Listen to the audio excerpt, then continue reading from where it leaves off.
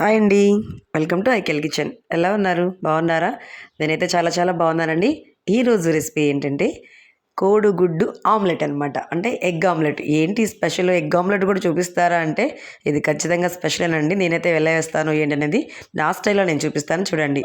ఇదిగోనండి ఉల్లిపాయలు పచ్చిమిరపకాయలు కోసాం కదా, ఇలా చిన్న చిన్న ముక్కలుగా కట్ చేసి పెట్టుకున్నాను అనమాట. దీన్ని ఒక గిన్నెలో వేసుకున్నాను అనమాట. గిన్నెలో వేసుకున్న తర్వాత దీంట్లోకి కొంచెం అంతా పసుపు అనమాట అండి.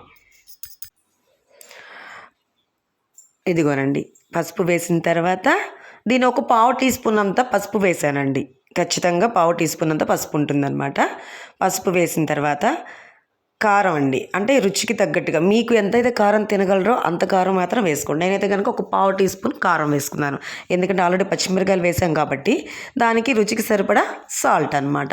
ఇది దీంట్లో కల్లుప్పు అయితే కనుక కరగదండి, అందుకని చెప్పి నేను సాల్ట్ వేసాను. ఇదిగోనండి ఇంకొకటి మెయిన్ జీలకర్ర. ఖచ్చితంగా ఈసారి మీరు కోడిగుడ్డు ఆమ్లెట్ వేసేటప్పుడు ఖచ్చితంగా జీలకర్ర వేసి ఇప్పుడు నేను చేత్తో కలుపుతున్నాను చూసారా, అలా కలపాలండి. కోడిగుడ్డు ఆమ్లెట్కి ఎప్పుడైనా సరే కానీ మనం స్పూన్లతో కలిపితే అసలు సరిగా రాదండి ఆమ్లెట్ అనేది. ఒక్కసారి కనుక మీరు ఈసారి ఆమ్లెట్ వేస్తాను అంటే కనుక ఇప్పుడు నేను చూపించిన విధంగా ఒక్కసారి వేసి చూడండి. మీరు రెగ్యులర్గా వేసుకునే ఆమ్లెట్కి ఇప్పుడు నేను చూపించిన తర్వాత మీరు వేసుకున్న ఆమ్లెట్కి ఏమైనా తేడా వచ్చిందో లేదో మీకే తెలుస్తుంది అనమాట. ఓకేనా? ఇలా అయితే చాలా చాలా బాగుంటుందండి. చేతులతో కలిపితే ఇలా చక్కగా మొత్తం అంతా కూడా ఉల్లిపాయలు పచ్చిమిరపకాయలు మనం వేసిన ఉప్పు కారం పసుపు జీలకర్ర ఇవన్నీ కూడా చక్కగా కలుస్తాయి అన్నమాట. అందుకని చేతితో చక్కగా ఇట్లాగా కలిపేసేసేసుకోండి.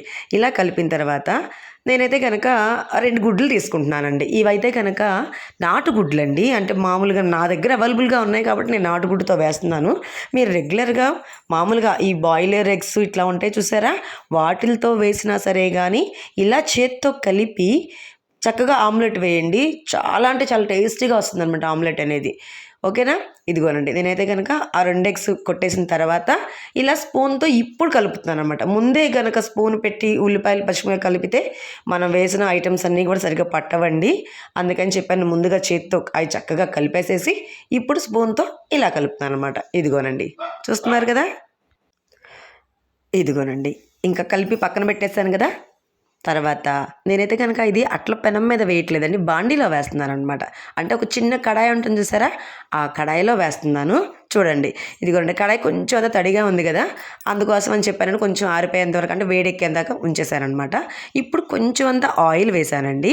ఆయిల్ కొంచెం అంత వేడెక్కాలన్నమాట. వేడెక్కిన తర్వాత ఇదిగోండి మనం ఇందాక 2 కోడిగుడ్లు కలిపి కొట్టి వేసుకుని చక్కగా కలిపి పెట్టుకున్నాం కదా, దాన్ని ఇప్పుడు ఈ బాండీలో వేసేసుకోవాలన్నమాట. ఇదిగోనండి బాండీలో వేసుకున్న తర్వాత ఇప్పుడు ఒకసారి నేను దాన్ని ఎలా తిప్పాలి చూపిస్తాను చూడండి. ఒకసారి మీరు స్పూన్లు గరిటెలు ఏమీ పెట్టాల్సిన అవసరం లేదనమాట. చక్కగా ఇదిగోనండి చూస్తున్నారా, ఇలా ఇలా కదుపుతూ చక్కగా ఇట్లా తిప్పండి. ఇలా తిప్పితే చక్కగా ఏమవుతుందంటే మనం వేసిందంతా ఈ కోడిగుడ్డు ఇదంతా ఉంది కదా చక్కగా బాండీకి ఇలా స్ప్రెడ్ అవుతుందన్నమాట. ఇది ఈ ఆమ్లెట్ అండి ఎంత చక్కగా పొంగుతూ వస్తుందంటే చాలా అంటే చాలా బాగుంటుందండి టేస్ట్. మామూలుగా రెగ్యులర్గా మనం పెనం మీద వేసుకునే ఆమ్లెట్ కన్నా కూడా ఇలా బాండీలో వేసుకుంటే ఆమ్లెట్ చాలా బాగుంటుందన్నమాట. ఓకేనా? దీన్ని అయితే కనుక మూత పెట్టేసేసి ఒక 2 నిమిషాల పాటు వదిలేసేయండి. అది కూడా సిమ్లోనే పెట్టండి, హైలో అయితే మాత్రం వద్దు. హైలో పెడితే ఏమవుతుంది, కిందంతా మాడిపోతుంది కానీ ఆమ్లెట్ అనేది లోపల ఉడకదనమాట. ఇదిగోనండి చూసారా ఇట్లా. ఇప్పుడు నేను తిప్పుతున్నాను చూడండి ఒకసారి ఆమ్లెట్ని. ఇది చాలా అంటే మందంగా చక్కగా అట్లా పొంగినట్టుగా వస్తుందన్నమాట. ఇదిగోనండి ఇట్లా చూసారా ఎంత చక్కగా కాలిందో కదా ఆమ్లెట్. ఇదిగోనండి అంతేనండి. ఈ రెండో వైపు కూడా చక్కగా కాల్చుకుని స్టవ్ ఆఫ్ చేసేసుకోవటమే. ఆమ్లెట్ రెడీ అయిపోయినట్టేనమాట. మీలో ఎంతమంది నేను వేసినట్టుగా ఆమ్లెట్ వేస్తారో కామెంట్ సెక్షన్లో కామెంట్ చేయండి. ఓకేనా? ఈ చిన్ని వీడియో కనుక మీకు నచ్చటైతే లైక్ చేయండి, షేర్ చేయండి. కొత్త వాళ్ళు ఎవరైనా చూస్తూ ఉంటే మన ఛానల్ని సబ్స్క్రైబ్ అయితే తప్పకుండా చేసుకోండి. ఓకేనా? ఇదిగోనండి ఇంకా ఆమ్లెట్ అయితే కనుక అయిపోయిందండి. ఇప్పుడు నేను ప్లేట్లోకి తీసేసుకుంటున్నాను. చూడండి ఒకసారి ఇటు కూడా తిప్పి నేను చూపిస్తున్నాను చూడండి ఒకసారి మీకు. ఇదిగోనండి ఆమ్లెట్ చూసారా చక్కగా ఇదిగోండి, అటుపక్క కాలింది ఇటుపక్క కూడా కాలింది. చూసారా ఎంత చక్కగా పొంగినట్టుగా ఉబ్బినట్టుగా ఎట్లా వచ్చిందో. కానీ టేస్ట్ అయితే మాత్రం చాలా అంటే చాలా బాగుంటుంది. మీరు ఎప్పుడు ఒకేలా ఎట్లా వేసుకున్నా సరే కానీ ఈసారి మాత్రం ఆమ్లెట్ వేసేటప్పుడు ఇలా ఒక్కసారి వేసి ట్రై చేసి చూడండి.